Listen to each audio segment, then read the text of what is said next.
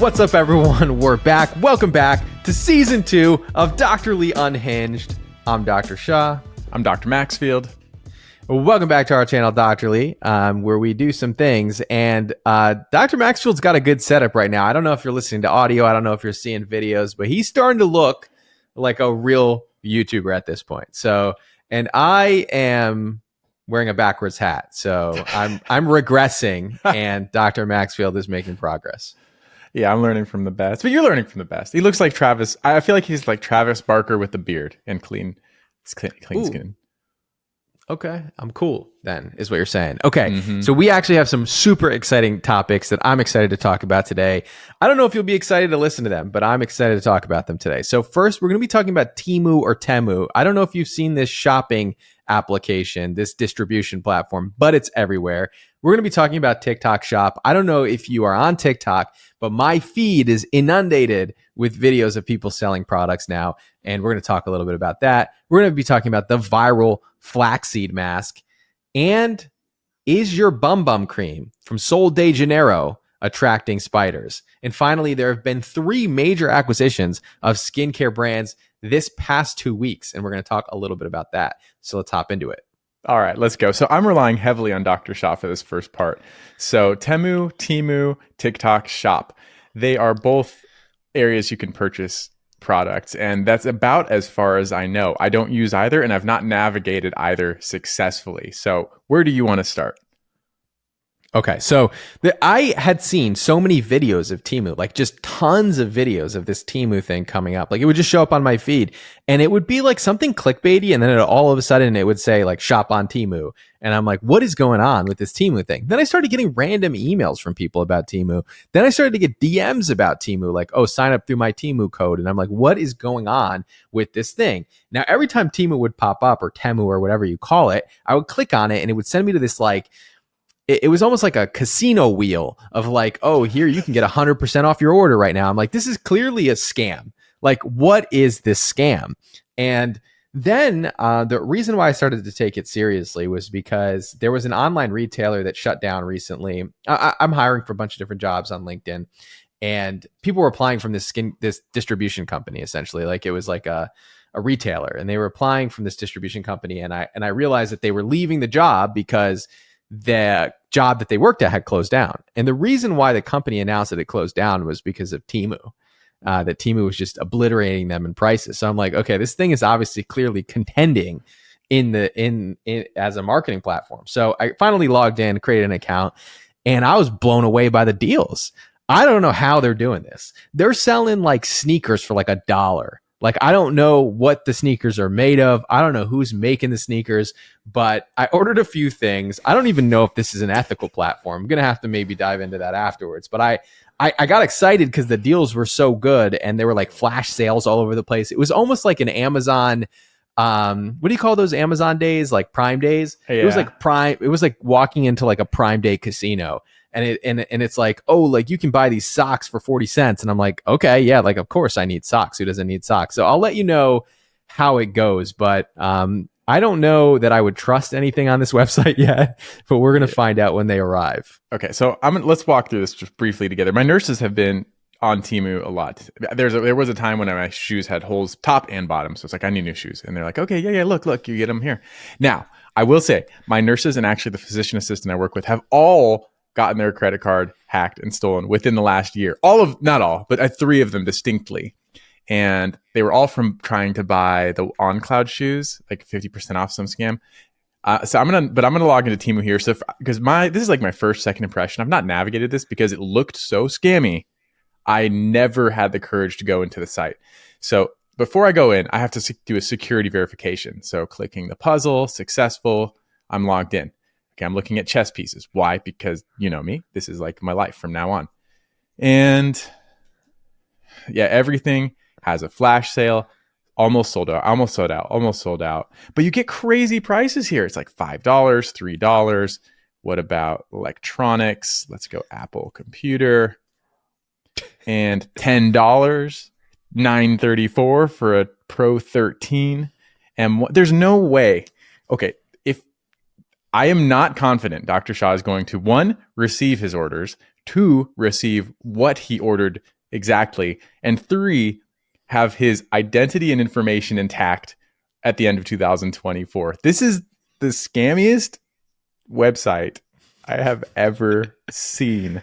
I don't think that's true. It says that tracking has been received and that I will receive my package between January 8th and January 15th. And so I will let you know if I get it or not. Right now, it says it's in Hialeah, Florida. So I am getting this package, okay?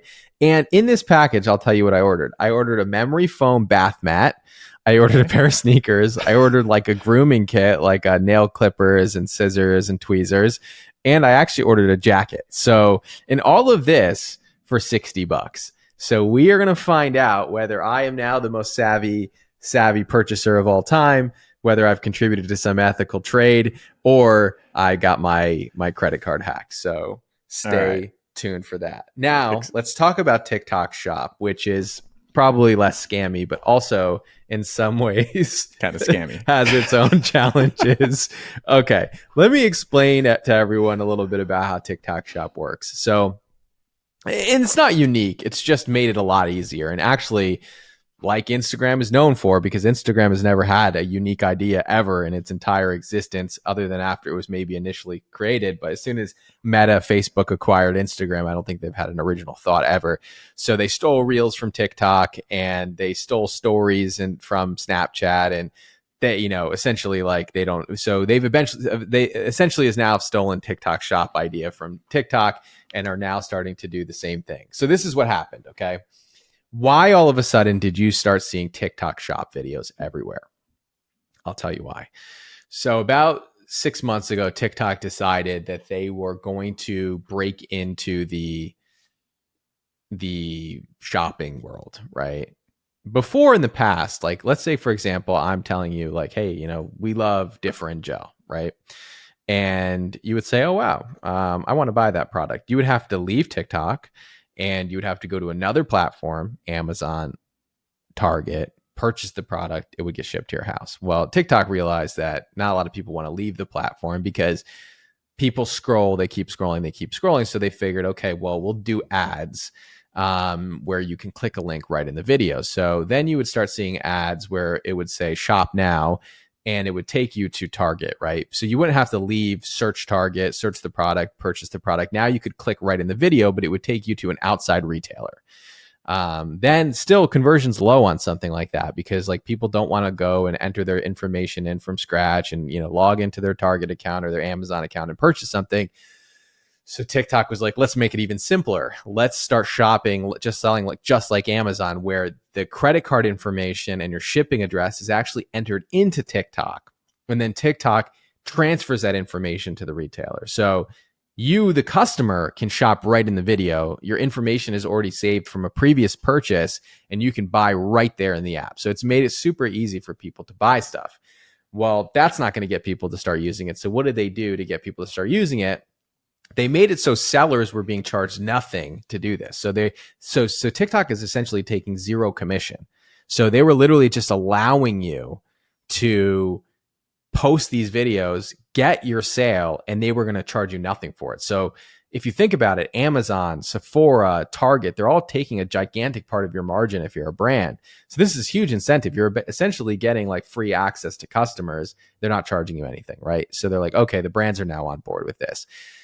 Then what they did was they said, not just that, but we will give everyone coupons to shop. So they were giving customers like $20 off of products, and the products were like $20 products. So you could essentially get a product for free. Now the brand would still get the $20, but the $20 discount would be passed on to the customer, and actually TikTok was absorbing that cost. So they were essentially paying people to shop on TikTok, right? And the brands were benefiting. The people who were making the videos were benefiting, because the third piece of this is, why do you see all these videos all of a sudden? It's because they're getting commission to promote these. Now, so you'll get like, let's say they're getting 15-20% commission on every sale that they get through their video, and it's essentially free to the customer, and it doesn't cost anything to the retailer or the person who's selling the product. Like, it basically turned into mayhem. Now, since then, they've removed those incentives. They're not doing the couponing as much anymore. They've reduced the coupon fees. They've increased the seller fees. So now sellers are being charged a percentage of every sale. I expect that TikTok Shop will cool off a little bit, but they've made enough market penetration by spending so much money over the last 6 months that I think it's going to actually have a lot of staying power. And it's looking like they're ramping up to do about $18 billion in revenue this year through TikTok Shop. That is insane. But I have to credit TikTok here. What Joshua said, TikTok, I was very resistant to it. It's like my least favorite platform. They are innovative. They push the envelope, and I actually give them strong kudos for that. And this is just another way that like they very successfully navigated this. So when you see a video and it says eligible for commission, that means you're shopping through someone's TikTok shop, right? Or they have a product listed or linked to their video. Yeah. So they can link, you can link anybody's products, right? So the person has a shop, like somebody else has a shop, right? Like let's say, for example, Cetaphil makes a shop. You as a TikTok creator can add products from their shop into your storefront. Mm-hmm. So you can basically start marketing their products. Now, every time you sell something on your video from their shop, you get a percentage of that. Now, there's advantages to this because one, as a creator, instead of like doing a brand deal or a sponsored post, you get to pick the brands that you want to talk about and you get commission off of it. And so if the video does really well, you share in the upside of the video and you get to choose the products that you want to promote. So it's just like any other affiliate platform for a creator. Just like if you see us and you see like we put links in the description of our YouTube video, that's because we really like the product. And if you purchase it through that link, we'll get a small percentage. It's usually a small percentage. Like I think on Amazon, it's like 1%. On like the other retailers, it's like 5%. But it's at least you're basically, by shopping through those links, you're supporting the creators that you like and trust, essentially. Yes, that's definitely the upside. And I do like that a lot because it gives the creator a lot of flexibility. You don't have a narrative script. Not that the scripts are like wrong necessarily, but there are a lot of limitations in what you can talk about, either authentically or inauthentically. And so when you can speak to it, whether through the power of anecdote or what you scientifically believe about it, I love that freedom. I love that flexibility. Now, here's the huge downside I've noticed. That the products being sold the most are not necessarily the most effective. They're the ones that are being communicated for most effectively. And oh my gosh, you felt it when you went to my house. It's that thing that vibrates on your face. It has a light. I think there's like 1 million of that one product sold through one video, something stupid. And that creator, I mean, wow, great job. You probably made a few $100,000 on one video. Bad news, that product sucks. It doesn't do a thing for you. So I've seen just the randomest, wildest products pushing massive volumes. And the downside is the vast majority of those products are not good at all. Yes. So, okay, now this is the other side of the coin, right? So, and I talked about the business side of this, why it makes sense, why you're seeing all these videos, why all of a sudden everyone's using TikTok Shop, and why TikTok is prioritizing these videos other videos. Now, it makes sense from a business perspective. Now, let's talk about the actual products. I 100% agree with you. Now, there are some good products that are on there for sure. Yeah. Like, we see the Beauty of Joseon sunscreen went viral. Do Skincare, Charlotte Palomino's brand. I'm a big fan of hers, and her products did really, really well during Black Friday from what I could see. So there are brands that are doing well, but I would say that is the exception. There's like 90% of the products that we're seeing on there are brands I've either never heard of, that have questionable supply sources. And we're not even sure about the reputation of those sellers. So one, just because someone has a video that seems very convincing, be skeptical. Like we always tell you all, it's all about education. We educate you so you can make good decisions. Like just because you see a video going viral, it's got a lot of sales. The product looks like it has good reviews, or, one, read the reviews. I think that's an important thing. TikTok Shop has reviews. So if you want to be the skeptical consumer, look at the ingredients if you're buying skincare. Look at the reviews on the product, and finally look at the seller, right? Like, is the seller an authentic seller of that brand, right? Like, if you see like an Elta MD product on there, is it being sold by Elta MD? Is it being sold by another reputable authorized retailer of Elta MD skincare products, or is it even like an authentic, not counterfeit product? Now, on the flip side, we also saw like CosRX snail mucin go viral. They were doing like 200,000 units a month on TikTok Shop. And so I do think that there are some good products, but you still have to be just as discretionary, as skeptical as you would on any other shopping platform as you would on TikTok Shop. Just because you see a cool video about it, still do your due diligence before buying anything. I will say I have bought things through TikTok Shop, not skincare. I bought some like apparel, and it's all come, and they send you a tracking number. It comes in a reasonable time frame. The customer service is decent through TikTok so far, so I've been pretty happy with shopping on TikTok. I would just still be skeptical as a consumer of skincare. Make sure you're buying from an authoritative brand. Nice. Okay. Well, thank you for that. That helps everybody. Now everyone can shop TikTok Shop a little more educated. But something you cannot buy on TikTok Shop that did go viral this year is the Flaxseed mask. This is deemed your newest, your latest, your greatest, your cheapest Botox replacement. It's not even in a bottle. It's so cheap. The Flaxseed mask. What do you think of this? Okay, so flaxseed masks are going viral. Why? Because they look pretty insane on social media. And if you're watching this on YouTube, we'll show you what a flaxseed mask look like. But it's very gooey. It almost has that snail mucin appearance to it. Flaxseed. Does it have any benefit? I've seen hundreds of videos on this. Flaxseed's actually kind of an interesting thing. They've actually studied flaxseed dietarily, whether it's in supplements or it's in a smoothie, it's in a cookie. I even saw a study on flaxseed cookies. Apparently it appears to be high in fiber. It seems to be able to regulate your lipid profile, affecting your cholesterol, LDL, HDL. Seems to be actually something that is pretty healthy to ingest. And they've even done studies that have shown that ingesting flaxseed supplements, now this is just one study, so it doesn't apply across the board, but can actually help with your transepidermal water loss. So if you have dry skin, it seems to help with dry skin. And it could be because it's high in omega-3 fatty acids. It also seems to help with some like redness and inflammation and sensitivity in the skin. So flaxseed supplements may have a benefit. Now, the question is there any data on topical flaxseed oil? No, the answer there is like virtually none. Virtually none. And so even then you can go to okay, let's simplify it. So if you can't say, yes, flaxseed was tested in psoriasis, eczema, sensitive skin, acne, rosacea, any of the above, or wrinkles, fine lines, aging, dark spots, hyperpigmentation, skin barrier, whatever you want, it's not there.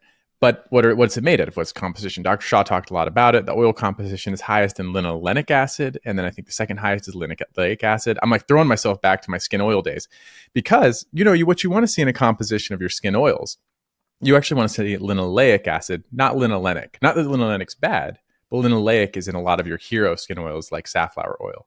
So the oleic acid part of this, it can be pro-inflammatory, disrupt the skin barrier. It's not the major component of flaxseed, so I'm not saying it's bad. I do think it's going to be beneficial. I'm going to, at this point, state I don't believe flaxseed oil is the best oil for your skin, and I don't think it's even towards the top. But that's not why people are completely liking this. I think there is this textural aesthetic wow factor that comes along with it. And these things just do well on social media. There's just like, it's kind of fun. People feel empowered when they can create. And then there's the substitute. It's like, what's the gold standard ingredient that we can tout that this is better than or replacing? And in this case, what I've seen most has actually been the Botox replacement. Although I have seen more just the masks lately. I think it started maybe in the Botox replacement. And then now it seems like people are just masking with it. Yeah. So I completely agree. I think it's more of like the sensorial experience that we're getting with this product. And people do refer to it as like another Botox alternative.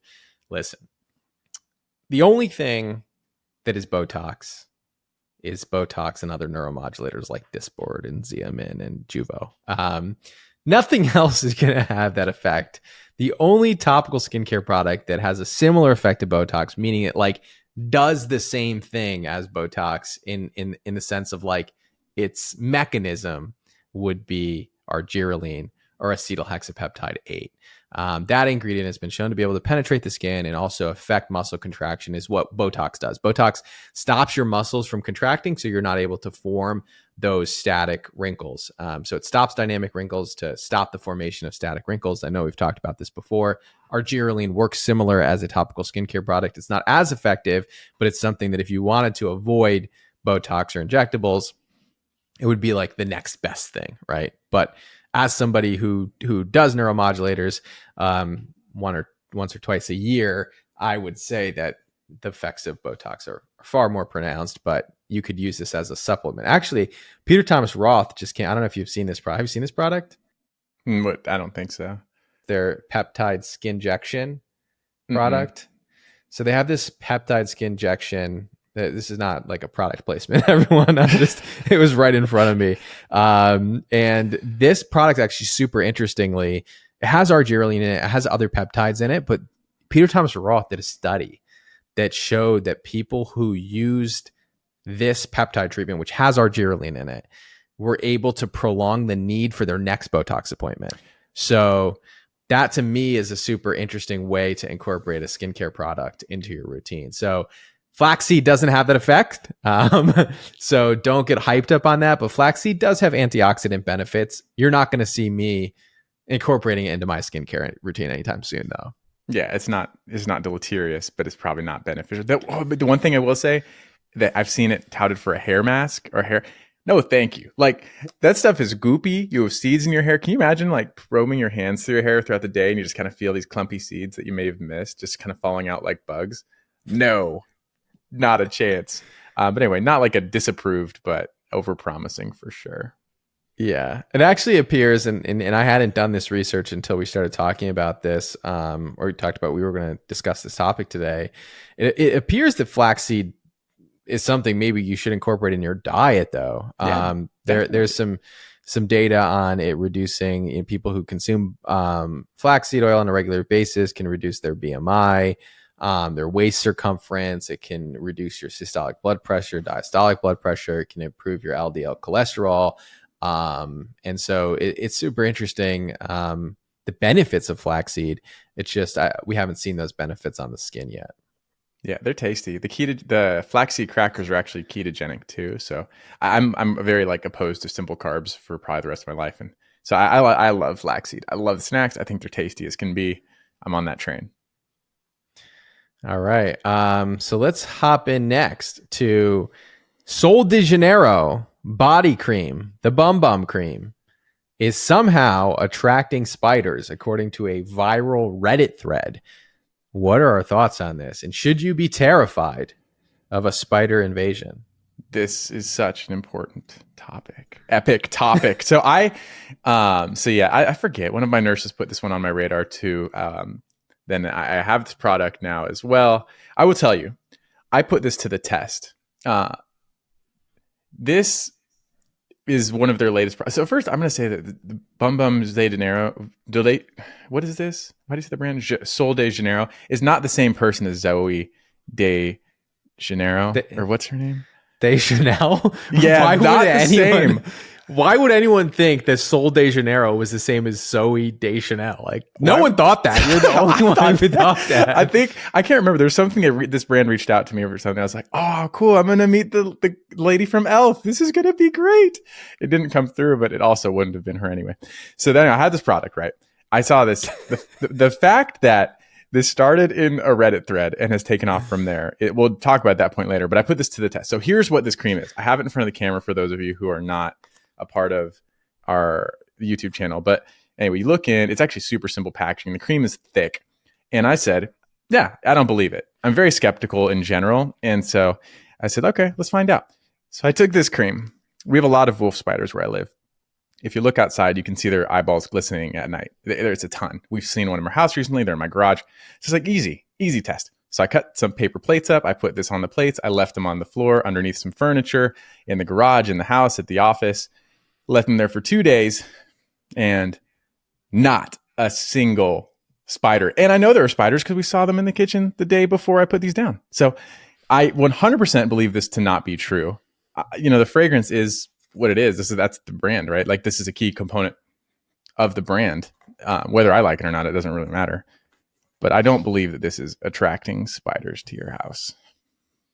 So it appears that, so I started to look at some of the research on this because I was Okay. like, okay, I don't want to just form an opinion. So it looks like Dr. Maxfield has empirical evidence from a study he did.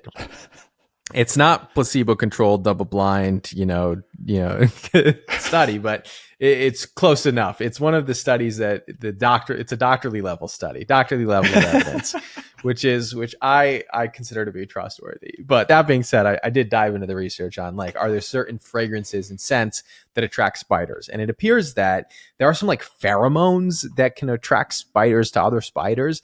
And so like, is it possible that this combination, this Sol de Janeiro product, has the right blend of fragrant compounds to produce a pheromone that could somehow attract a wolf spider? It's possible, but close to zero. And according to Dr. Maxfield's study, it's very unlikely that that's what's happening. It also appears that there's certain fragrances that can repel spiders as well, according to some of the research that I've done. I want to add one more thing because I feel like I've had air fresheners in my car that have actually attracted bugs. So I started to look into that as well. And it appears as if certain fragrances that are perceived to be sweet by humans. Okay, so like if let's say a Cinnabon smells sweet to us, right?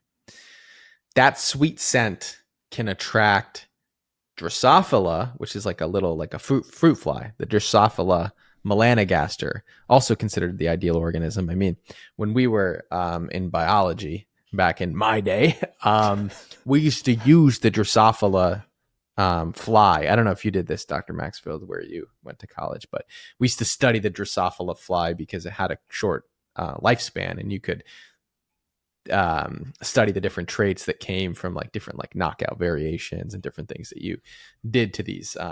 I don't know how humane that is. I mean, they are fruit flies, or they're not fruit flies. What are they? They're like, is it a fruit fly? Yeah, that's what I thought. It's a fly. I know that much. So it's some type of fly, Drosophila, it's called. And so they found that Drosophila is attracted to scents that are perceived as sweet from humans. And so theoretically, if you had a sweet smelling air freshener or a sweet smelling body lotion that could be perceived as sweet by humans, it could attract bugs to some extent. Now, that's not necessarily true for spiders, but at least for the Drosophila. So I'm not completely throwing out this idea, but I still think it's low likelihood, and you can probably continue using your Sol de Janeiro cream without worrying too much. Now, yeah, okay. So we've come to an empirical decision. It's possible, not probable. That's a phrase I feel like I'm going to be using a lot for this year. It's like, it's possible, but not probable. So the other side of this is how incredible. And for those of you watching on YouTube, I switched cameras. The other camera died. So just now I look this way. The other thing about this whole saga is how powerful one comment, one idea is to not only, I mean, I'm assuming this has hit their brand pretty hard, especially for this one product line. But that's not the first time. We've seen this a lot where you have perhaps an outlandish comment, perhaps actually some personal anecdote that something is harmful or hurtful. I think Olaplex is the perfect example. That their saga with the hair damage, hair loss, the lawsuit, I don't think anything is definitively weighed out on that. That tanked the whole brand. And I think it's incredible just watching how, again, not that that's wrong or like it was incorrect, but it doesn't take much now to just undo years of work that multiple people have put in. I just blows my mind the power of anecdote. But piggybacking off of that there's a counter side to this, and that's the K18 hair brand. So this hair brand, conversely, has been doing great. And this is now going to take us to the part of the show where the Dr. Shaw loves, and I've actually started to love too. It's like the business of skincare and acquisitions. It's just so interesting to watch how some of these individual companies are doing well. They tank, they grow, and they sell. So what is on the radar today? Right. So nice segue there. K18 hair. So just kind of like update in beauty finance world. It's something that I'm super interested in, and just the business of beauty, because I think if you think about the business of beauty, you sort of understand why you see certain decisions being made in the industry about skincare products that people are promoting, why you see certain trends going one direction or another. A lot of this is actually based on the beauty of skincare. And a lot of it is reactionary to the data. So a lot of brands are like, unfortunately, I think a lot of brands respond to past data and then they build off of that rather than like creating their own sort of path that's true to them. They respond to like data that's coming out of the industry. And the reason why I say that is because right now there's some good data that suggests that dermatologically backed beauty brands are growing faster than non-dermatologically backed beauty brands.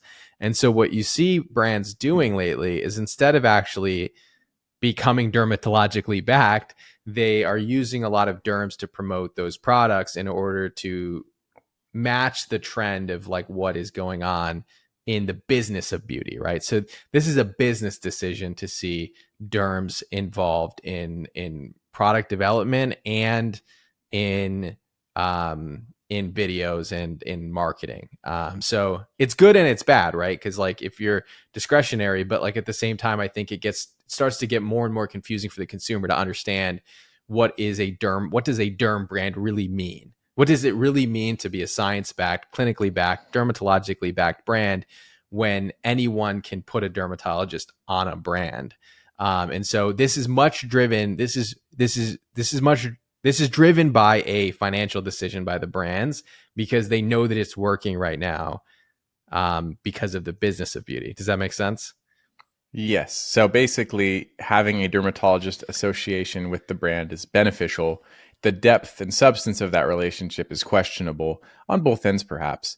Now, Dr. Schott said something else too in another conversation we'd had a long time ago. He talked about how a lot of brands have a heritage, like they have a core, like Bum Bum.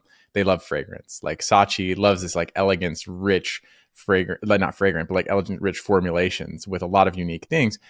And then you see brands, and I think Cosrx, who I love, but they develop their like dermatology proved line. And so even if a brand isn't necessarily saying like we're a dermatologist brand, they're bringing out these products with these dermatology favorite ingredients like niacinamide, retinoids, like.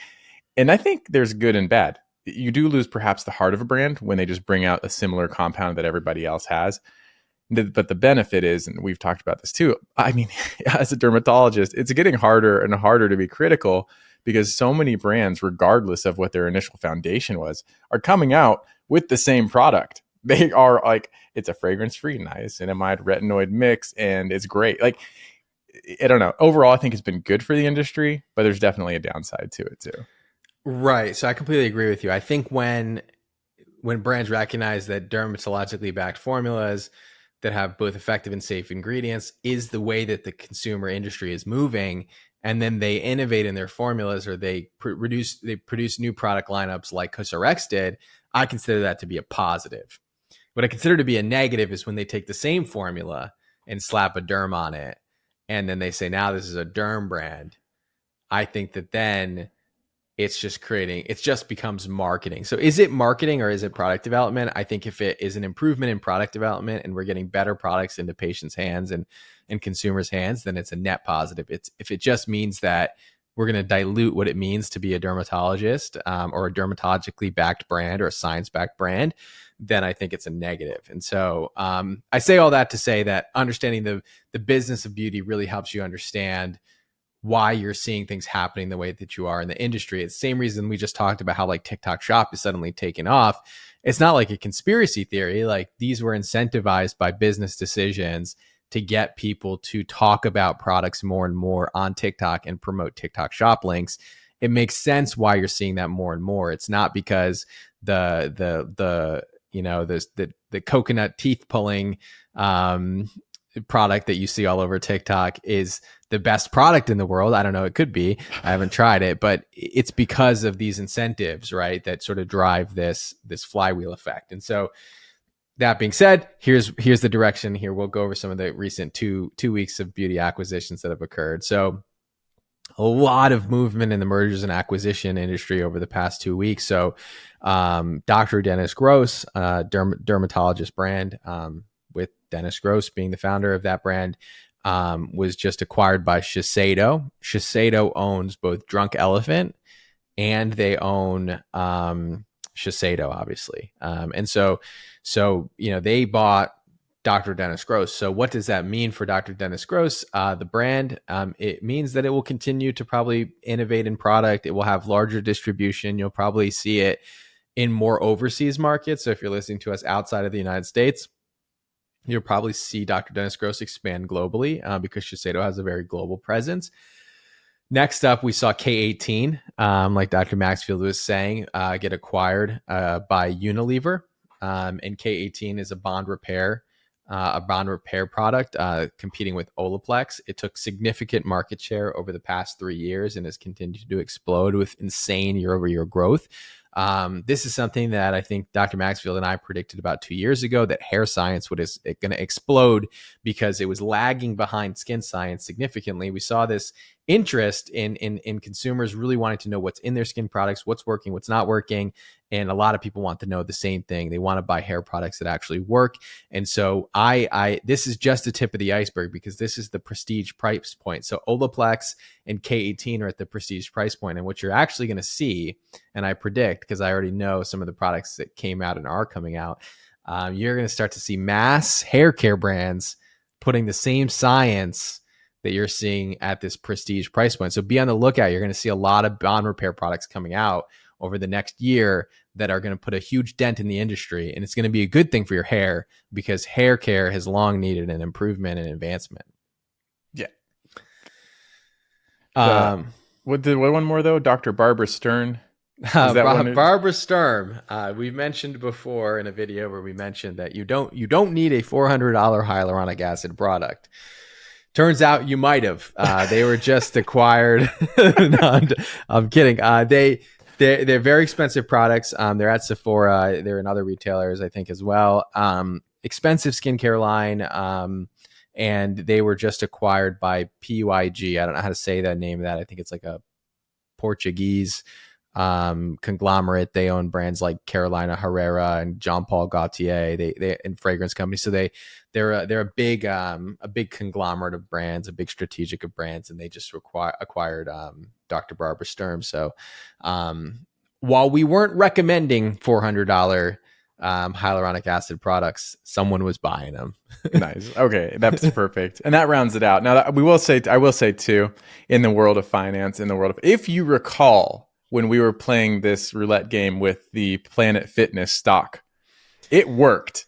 And I said this gym survived COVID. It might have even grown during COVID. They fired their CEO out of the blue. It tanked. It came back up. It's stronger than it's ever been. I don't have it anymore, but it was a successful gamble. And that's what I will earmark it as. It's a gamble. Stock market is gambling. I don't encourage it. But just for those of you who had listened to that episode and are following along, it worked just fine. It was great. So, all right. This is actually kind of fascinating. And most of you can just like turn off the episode at this point. But Dr. Maxfield did two things. Okay.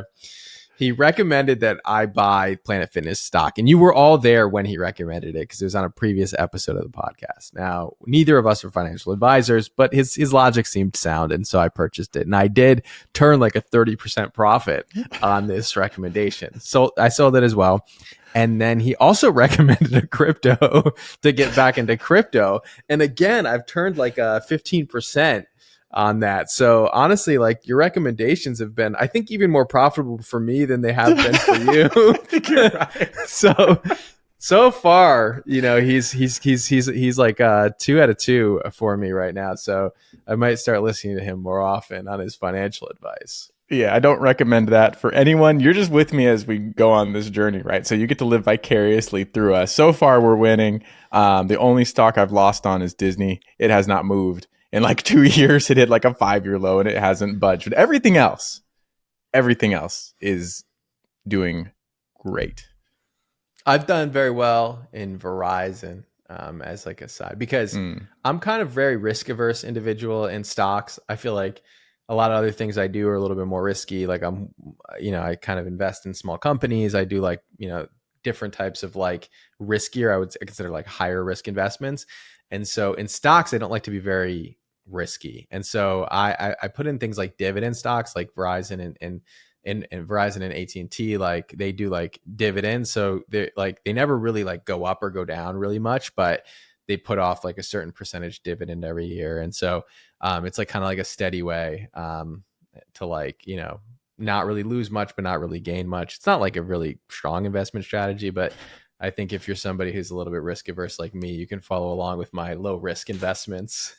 Perfect. Yeah, less exciting, but much more sound. But yeah, we'll keep bringing this to you too. Again, part of why we do talk about these things is because we make a lot of life mistakes and have along the way. And honestly, some of it's helpful. Like I get what I just told you about Planet Fitness is helpful to no one. Like I strongly don't advise that. But like we do make a lot of mistakes and we do have some successes too. Like we want to share that with you, want to empower you because we came from a place of a lot of failure. And so hopefully in some way as we grow, we'll continue to help grow this arm of things with you too. I saw some quote, and this is going to be relevant to what you just said.